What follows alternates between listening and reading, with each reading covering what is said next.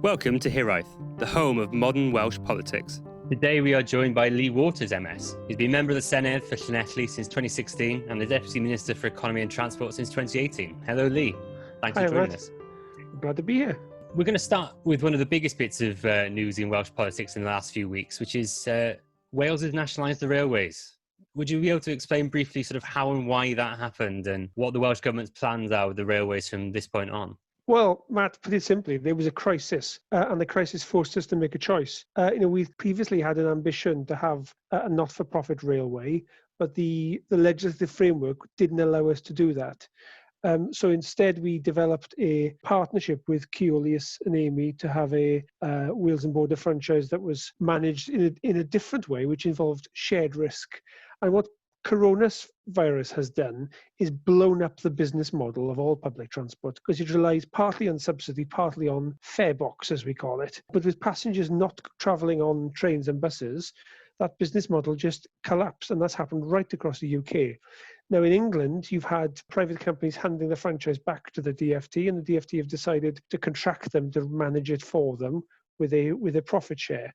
We didn't want to do that in Wales. We didn't think we should continue to pay private profit when the private sector weren't taking any of the risk. So we seized on the opportunity, frankly, to say, well, this is what we really wanted in the first place. We have a crisis. We're having to put a huge amount of taxpayers' money into this, something like £160 million this year. And so we decided to take it back into public control using Transport for Wales as an arm's length body to run it, which of course is an option they don't have in England. So the plan is to keep it nationalised then? There's no plans to maybe franchise it back out at a later date? Well, the law as it currently stands doesn't allow us to permanently nationalise it. Otherwise, we'd have done it in the first place. But in a crisis, you were able to go to what's called an operator of last resort, which is what we've done.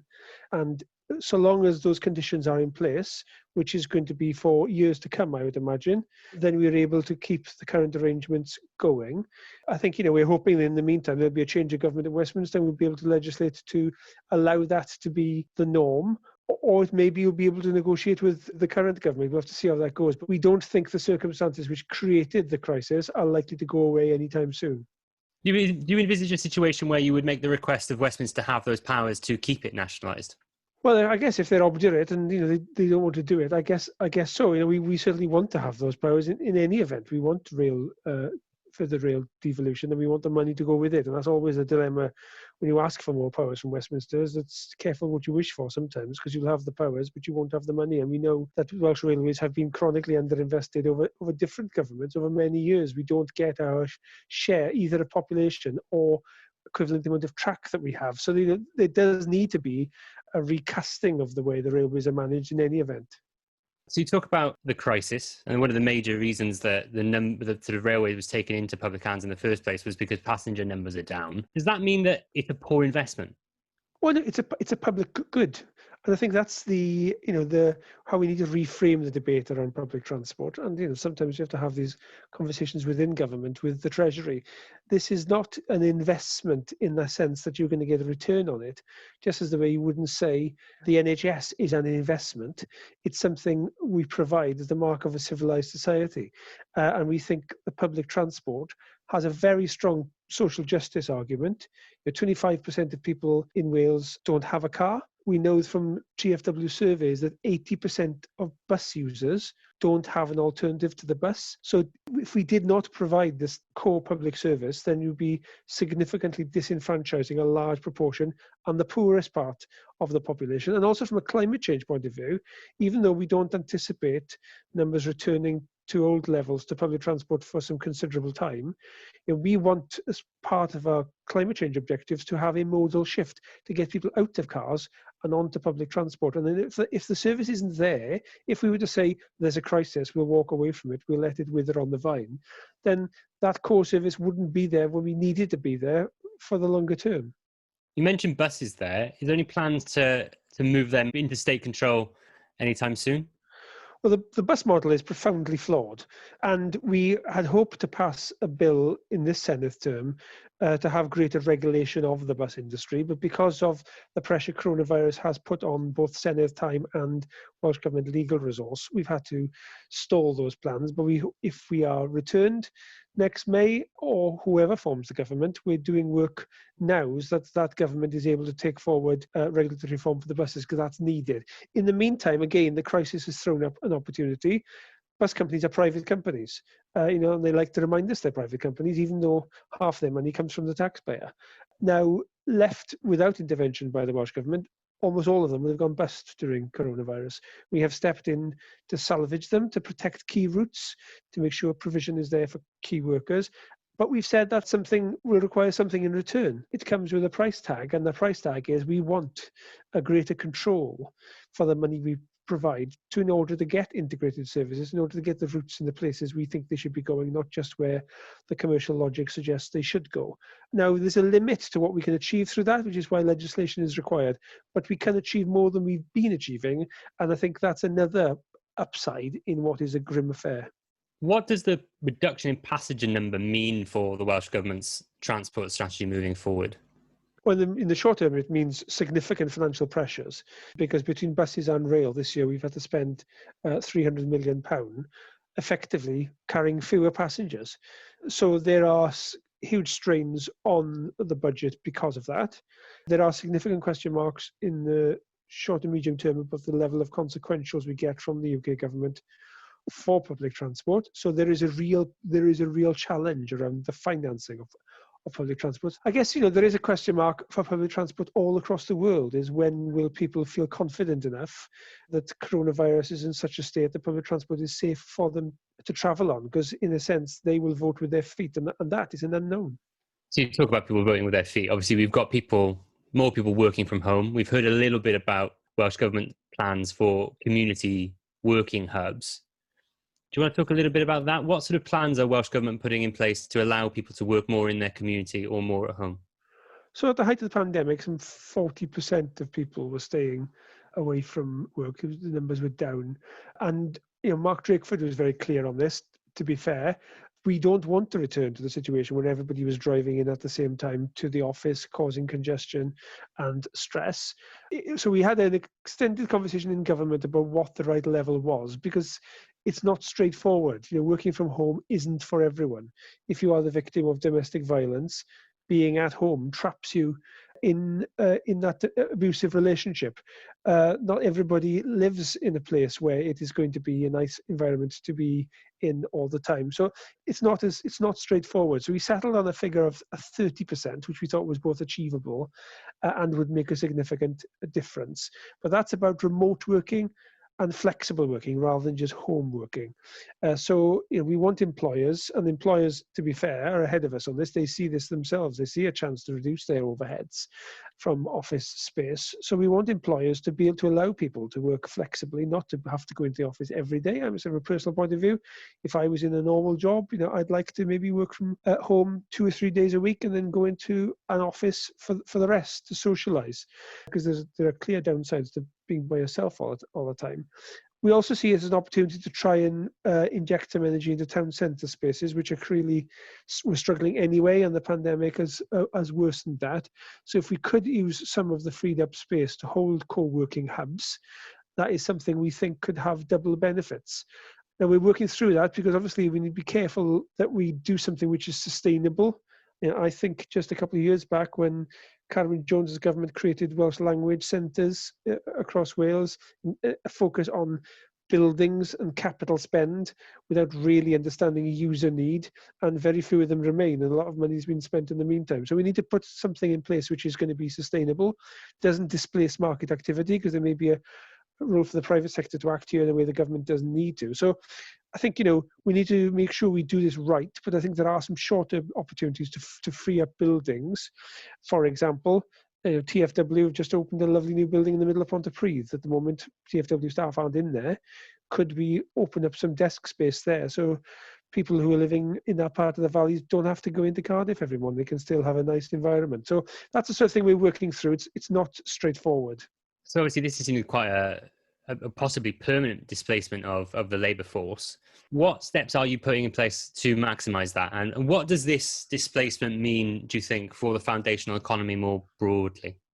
Well, I think it's about, changing behaviour and patterns and habits. So I'm not sure I'd put it in quite the way you've put it. It sounds a little more sinister. Sorry. The way you frame it, I think it's an opportunity to reduce our commute, and to work in a more civilized way. I think is the way I would look at it. What is the Welsh Government doing to ensure the digital infrastructure is there to allow this to happen? Obviously, there's lots of people who might be listening to this who will be a bit concerned about the prospect of working solely from home or solely from their community if they haven't got the sort of digital infrastructure that they may have in city centres, etc. So digital is a really interesting area because, first of all, it's not devolved. Responsibility for telecommunications sits with Westminster. But Westminster have taken a laissez-faire attitude to this. They've said the market will determine what properties are connected and what are not connected. Now, we know in Wales, left of the market, only about 40% of properties would have superfast broadband. And the Welsh Government took a decision about 10 years ago to intervene in that, even though it wasn't devolved, to use money that should have been spent on devolved subjects and shifted it to a non-devolved subject. And as a result of that, has got connection levels up to 95% of premises super fast. So that's a significant step forward. Clearly, that leaves 5% who are still struggling, and the market isn't interested, and the UK government aren't interested in connecting them. Now, my view on this, on the politics of this is, why should we, even the UK government are all over the shop in the devolved settlement, why should we be doing this when this is their responsibility and they have the funding for it and we don't? I get letters from Tory MPs all the time complaining that houses in their constituencies can't get broadband, and what's the Welsh Government going to do about it? Well, we've found ourselves in a bit of a pickle there, I think, in creating the expectations on us to act when it shouldn't be on us to act. What really should happen is the UK government should treat broadband as a key piece of national infrastructure, just as the way we do in water and electric. We don't leave that just up to the market. And the parallel I make is with Royal Mail. It's a private company, but as a condition of trading, it has to deliver letters to a farmyard 10 miles away from any other property because it's a public service. And I think broadband should be the same. At the moment, Ofcom does not regard it as such, and that needs to change. Do you think you'd ever be in a position where you would support the nationalisation of the broadband infrastructure? Well, that's what the last Labour manifesto effectively said, and it was ridiculed for it. And I think that just shows how the conception of the role of the market has changed since Thatcher. How now this is so seen as somehow a cracker's pot idea, whereas it is a norm in many countries around the world. And as I say, it's a norm for postal services, and we accept that logically. And we need to change our thinking around broadband because, especially in the modern era where all key public services are increasingly online, it's a right. You need to have access to it. And so I think we've just got to shift our thinking to see this as a core piece of infrastructure. Obviously, COVID has had a huge hit to the economy. We're hearing a lot of people say that we need to build back better. What does that mean to you? You hate that phrase. It's so cheesy, isn't it? Well, I think it's glib is the trouble. I clearly agree with the sentiment, but I don't think it's going to be as simple as that because, this is a 1 in 100 year public health crisis, but it's creating a 1 in 300 year economic crisis. And that, with the attitude of this government in Westminster, is going to have a very long shadow because, I think, and David Melding has made this point. When you think at the end of the Second World War, our debt ratio to GDP was 250%. And it wasn't until Gordon Brown was the Prime Minister that Britain paid off its war debt. That's just how significant an amount of money we spent to fight the war as a crisis and to allow us to recover from it, and how long it took to put us back on an even keel. And COVID is of a similar level of severity, and yet the UK government is not tackling it in the serious way it needs to. And it needs to be throwing everything at it in a sustained way for a long period, and they're not. They're conceding the minimum, being forced constantly to U-turn. You've seen this on the furlough payments. They started well on furlough, and then they sort of lost their confidence, really, and orthodox conservative thinking started to reapply itself in a completely inappropriate context. So I think that's the first point I'd make, is that the attitude of us all to the level of intervention that's going to be required to come back from this is completely misaligned at the moment. And without that, the ability to, quote, build back better is going to be severely constrained. Now, there are choices it throws up for us, just as I mentioned on the rail intervention, on buses and on home working. I think where we, in our modest way, as a Welsh Government, the powers that we have shown our values to make different choices in the way that the pandemic has forced us to do differently. And I think that remains open to us, but to really build back better in a more fundamental way, I think requires a completely different approach to economic management and policy from at the UK macro level that there's no hope of this government doing. So, they can use the words, but they're very shallow unless they shift their attitude.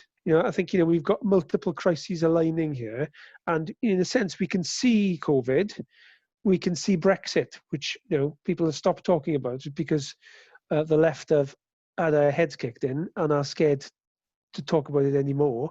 But it's about to reappear in a big way.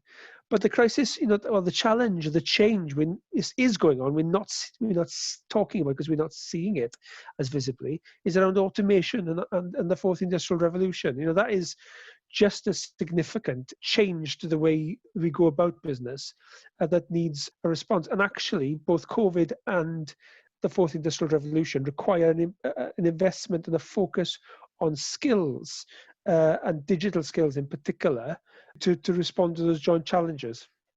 A lot of people faced with, COVID and the fourth industrial revolution have pointed to things like UBI as a possible route out of that. Is that something you would ever think to support? I'm just hesitating on that, really. I don't know what to think about it, is the honest answer. I haven't made my mind up about it. I'm attracted to the idea, but, as ever, the first response is to let's do a pilot project about it. And I kind of think it's the sort of thing you either go for it big time or you don't bother, because I think it's such a significant change in the role of the state and the way that the role between the individual and the state, the relationship, is treated, that you need to do it with a full committal. And I don't really see any government around the world doing that. It does, I think, significantly challenge people's assumptions and prejudices about welfare. And then, as we just discussed, residual attitudes around the role of the state in terms of privatization. I think there's a long way to go to get people to accept that this is a legitimate intervention. I suspect we'll probably get to it, but I think we'll get to it painfully rather than proactively.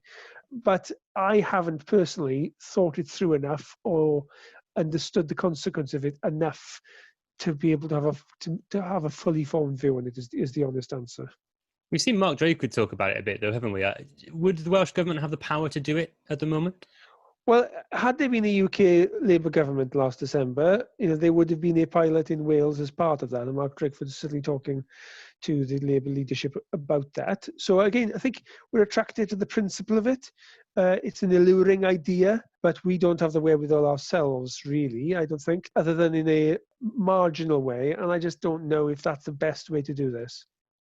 One of the industries that's in the news at the minute that's struggling is steel. What are the Welsh Government thinking is going to happen with the steel industry, and what are your plans to sort of help that out? Would that be another area which you could ever envisage state ownership? So I think this is really interesting. And, we're 21 years into devolution.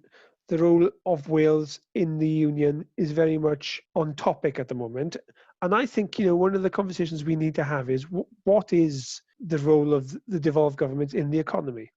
Because, I was involved in the 97 referendum, the 2011 referendum, and when you fight referendums, you inevitably talk up what can be achieved. And one of the things we did in 97 was talk about putative Welsh Assembly as being an economic powerhouse, when that really was never going to happen, because the powers the Welsh Government has for economic development are, they're not insignificant, but they are secondary to the UK government.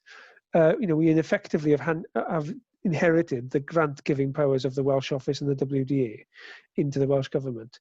So we have microeconomic levers, we don't have macroeconomic levers. And Wales is a part of the UK, and the UK economy is largely undevolved. So business support skills are devolved, but interest rates, inflation, large-scale spending is not devolved. And so when it comes to things like steel, that is a strategic sector for the whole of the UK. And the UK government has the lead role in making sure the UK economy can deal with strategic economic shifts and threats. And I think that what we're seeing in the steel industry is a global shifting of power and supply. And what's happened in the last week with Tata, which is it's been a sort of the latest development in a long line of developments, has been a shift of global forces. You've had part of the European operation being sold to the Dutch after their proposed merger fell through, and there are a couple of possible outcomes here.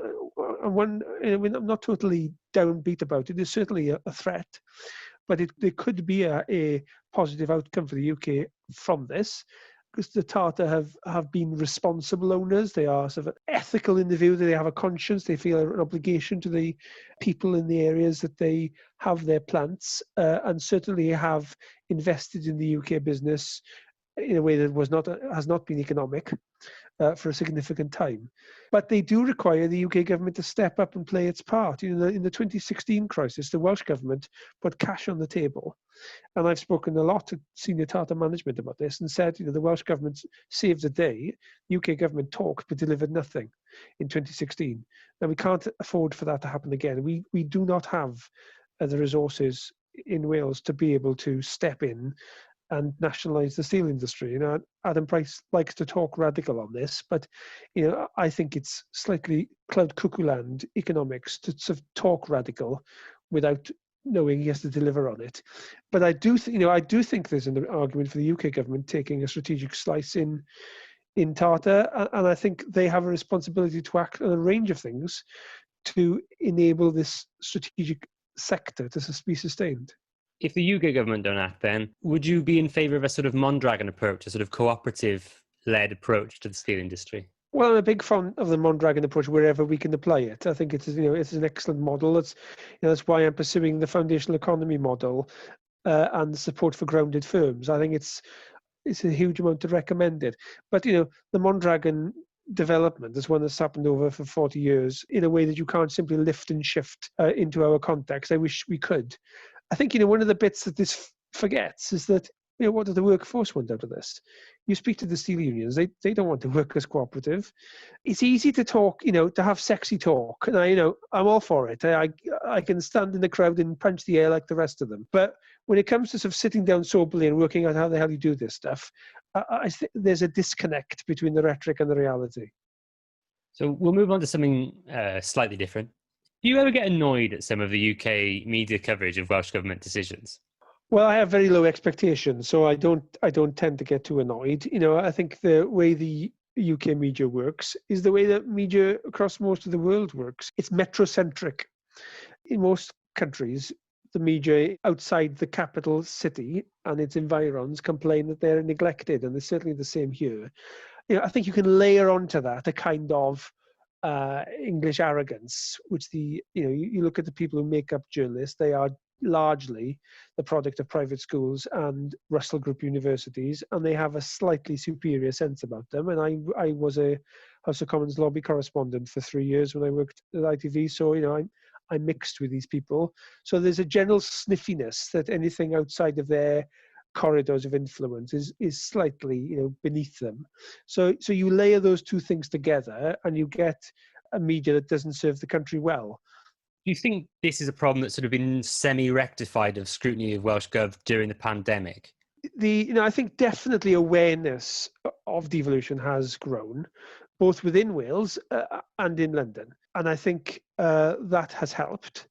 But I think the problems go deeper than that. I think there is a structural model about the way the business model of modern media, and again, this is across the Western world. The local roots of the industry have fallen away, and this is an example of digital disruption. We just talked about the fourth industrial revolution happening around us. Well, this is an absolutely perfect case study in how digitization has completely blown away the base layer of an industry, but in this case, it's an industry with a very strong public purpose, and that really hasn't been replaced. We don't, there's been an attempt through the BBC Local Democracy Service to augment a layer of council reporting, but magistrates court reporting, the councils hasn't really been replaced. That general civic life stuff just isn't there. So I just think of Hiraeth. When I got involved in politics, there were 2 newspapers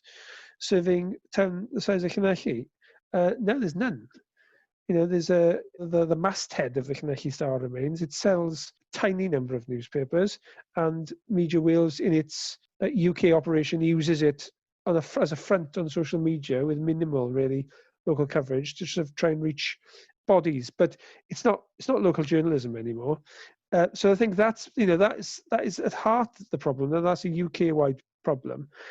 So that's the newspaper industry. I say the tabloids and the broadsheets haven't really taken Wales seriously for 40 years, and it's got worse.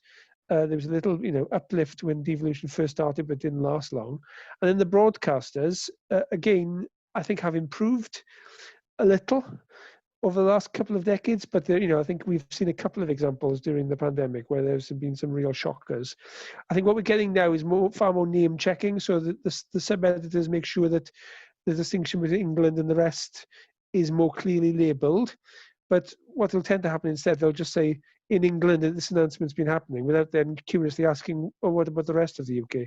So I think there's a huge long way to go culturally for us to accept what a quasi-federal system looks like and the role the media has to make sure the electorate is informed. And the move towards clickbait and analytics-led journalism, as they call it, works against that. Do you think this media environment leads to a democratic deficit? You talk about clickbait and sort of misinformation, as well as a lack of local reporting. Yes, of course it does. Who holds me to account in Hiraeth outside of elections? I'm not clear. I'm really not clear, because most people don't know what I'm doing. I do my best to use social media to inform and engage. But really, how many times have I been made to feel uncomfortable about decisions I've made, or really challenged or justified on them? I can think of one example in 5 years, and that wasn't because of the local media, and that's just not right. People should be held to account, and there are things like podcasts and hyperlocal who step into some gaps, but it's very uneven and it's amateur. It's not people trained and skilled and honed in doing this, and it's capable as well of misuse and being taken over by people with agendas or just cranks, and that just doesn't serve democracy well. Well, thank you for the invitation to have a regular slot with you to scrutinise you. I think we'll take you up on that. I definitely had you in the crank category. So what can be done to build up this sort of Indigenous Welsh media, or this hyper-local Welsh media, and what sort of steps do you think government should take to do it? Or do you think it has to be sort of from the ground up? So I think there is a role for the state, but I think it needs to be done at arm's length. So I think the Welsh Government took a step in this space under the One Wales Government in creating a funding for a Welsh language news service that was won by Golwg 360 at arm's length through the Welsh Books Council. I think there's a strong case for an English equivalent, providing for the gaps there are, and particularly I think around coverage of the Senedd. When I started as a journalist in the Senedd, there were 3 roomfuls of journalists. Now outside of BBC and ITV, there aren't any, and that used to include UK outlets and PA and so on. So I think there's a role for government. There's a reluctance in government to go there, and also there's a financing issue. But I also think there's a role for trusts and foundations in this space as well, which is something that really they haven't stepped up to the mark on that.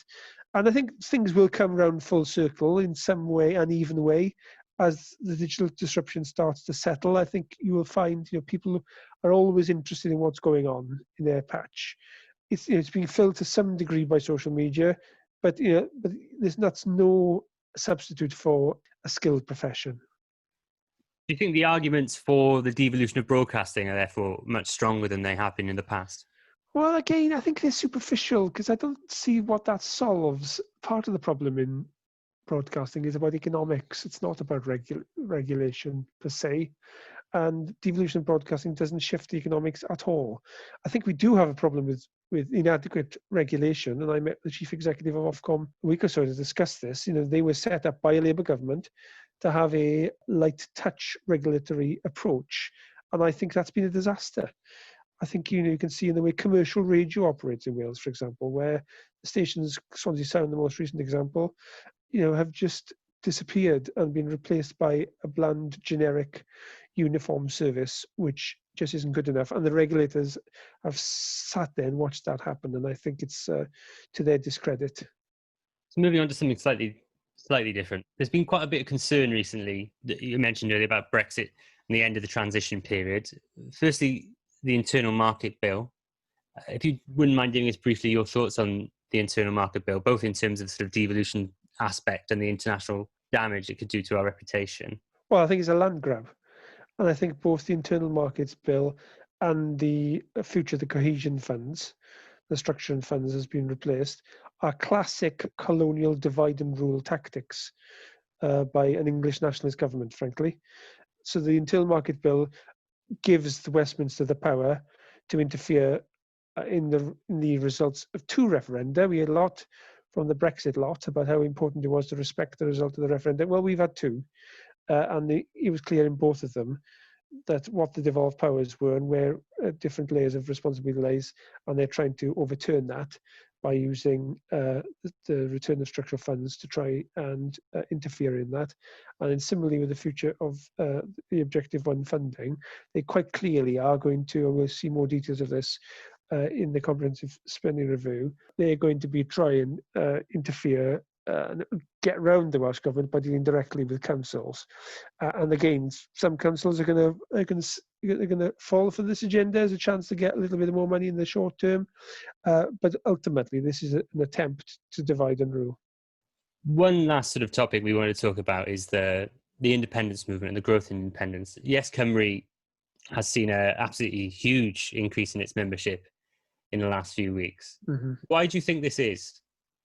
Well, it's really interesting, isn't it? Because over the last 6 years, support for independence has doubled, and support for abolishing the Assembly has also grown from about 20%, where it stubbornly has lain since the first referendum, to about 25% now. So in a sense, both extremes of the debate are growing in support. And again, that's not untypical of the times we are living through. The culture wars are playing out and seeing the polar opposites gaining support. And I think there's a danger that our little bit in the middle melts, really, as these two poles grow. Now, I think this is, I think you've got to see this in the context of the general rise of unreasonableness, in terms of Brexit and the backlash from globalization following the 2008 global slump. I think there's a very clear connection between all of these things: the rise of nationalism, the rise of pointing fingers at people who don't look like us to blame for the fall in living standards that has fallen from that, the whole intergenerational tensions where the younger generations are getting stuffed, frankly, by the way that economic forces are playing out. So I think these are global shifts which are playing out in a way that we've seen before. We've seen this happen in the last century, and to a degree, it's happening again. So I think that's the backdrop, and I don't think there's a simple analysis of this in terms of the Yes Cymru increase, other than these are people who, and I find the romanticism of it attractive. I'm proudly Welsh. I've made my career in Wales, not in London, because I want to build a stronger Welsh nation. I'm a pragmatic unionist, not an emotional one. I think we are, to use the old phrase, better together genuinely. If you think coming out of the EU is complex, well, coming out of the union with England is going to be even more complex. I think the alternative to a union is both practically very difficult, I think culturally very challenging, when you've got 30% of people living in Wales born outside of Wales. I think when you look at the border, and lots of independent countries deal with border issues, but when you look at how much our population lives along the border, how long the border is, how few higher earning taxpayers we have, and how the fact they live close to the border are fairly mobile. So I think there are all sorts of practical reasons why independence would be difficult. Not impossible. I certainly don't think Wales should stay in the UK with a gun to its head, which has been an argument of unionists on the left for many years. We're too poor to be independent. I reject that. But I'd like us to be able to choose to stay in the UK from a position of equality. I'd like us to deal with those economic inequalities and then say, well, actually, it is better to cooperate with our near neighbours. And I'd like a properly federal model. I've believed in federalism for as long as I've believed in devolution. I think it is a more stable and fairer system. But I have to acknowledge that is a fairly arid argument, really. It doesn't have the emotional appeal that the independence movement has.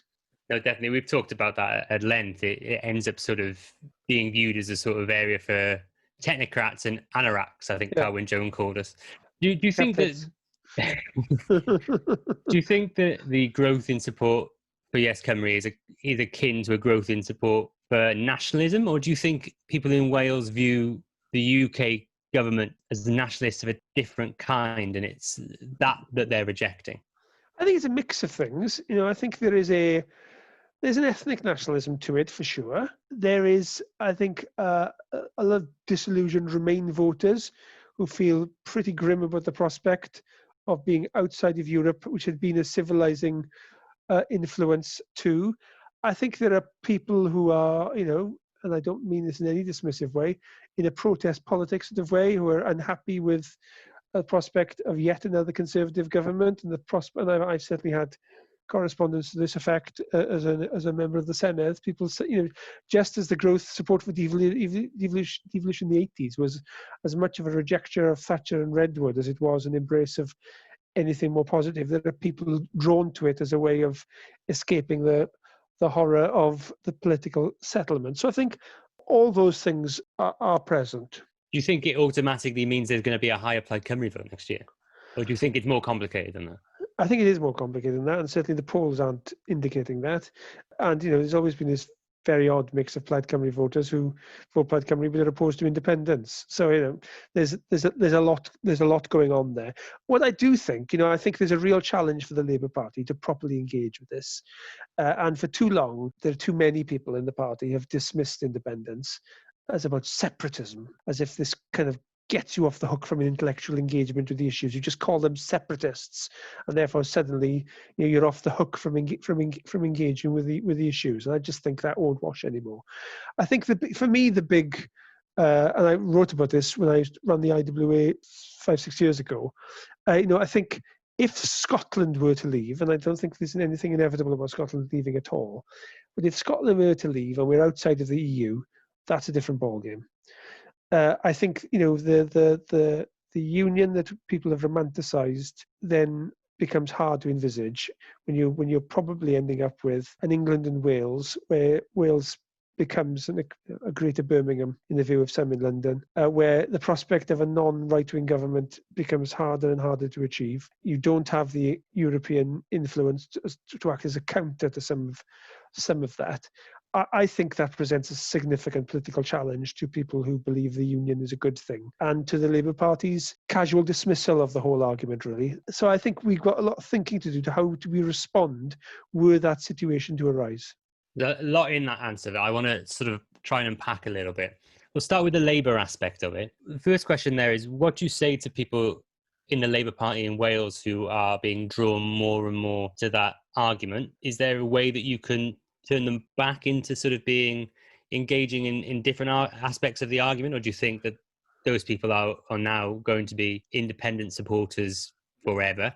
And secondly, on that sort of, what do you think Welsh Labour can learn from Scottish Labour and the mistakes that Scottish Labour made in losing so many of its supporters to the SNP and to the Yes cause? Well, I think we've already learned them because we didn't make them in the first case. But we certainly can't be complacent about that. I think to answer your first question, we need to go back to first principles. Why is it the Labour movement was created? It was created to help working people to gain a voice and to help people who are in distress and who have been neglected by the system. And I think that remains. I think a lot of sympathy with the founding argument that a working person in Llanelli has the same interest fundamentally as a working person in Liverpool or in Glasgow. So I think that first piece of analysis stands. So I think the concept of solidarity, which is what lots of the people you describe on the left who are attracted to Yes Cymru found so appealing in European Union membership, also applies to UK membership, and we shouldn't lose faith in that principle. I think there's a practical, as I said, I think there's a practical argument which is, less alluring but equally forceful when it comes down to it. So I just think of my own experience during the pandemic when I was given responsibility for managing PPE supply. If it had not been for an integrated system with the English NHS, we would have run out of critical PPE equipment in the first weeks and months of the first wave of the pandemic. We would have done. There was what was called a system of mutual aid. They had it, we needed it, they gave it to us.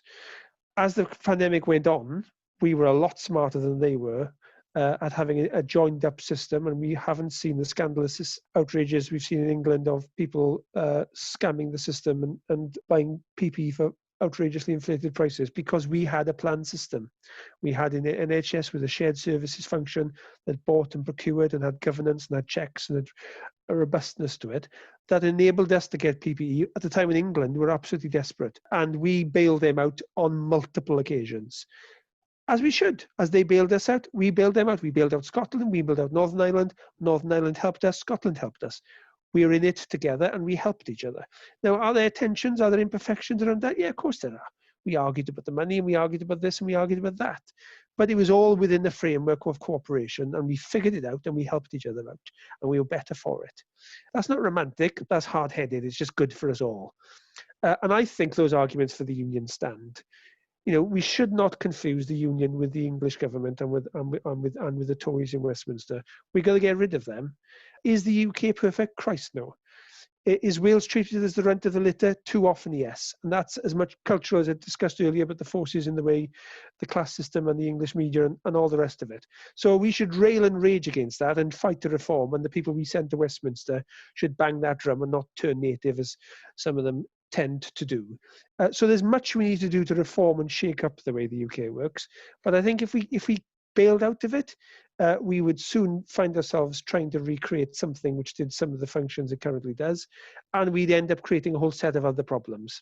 So we had the great conservative unionist on the pod a few weeks ago, that, as you mentioned earlier, David Melding. When we asked him about this, he didn't seem to have much faith that the Westminster government would be capable of saving the union. I don't think that situation has been helped by Boris Johnson calling devolution a disaster.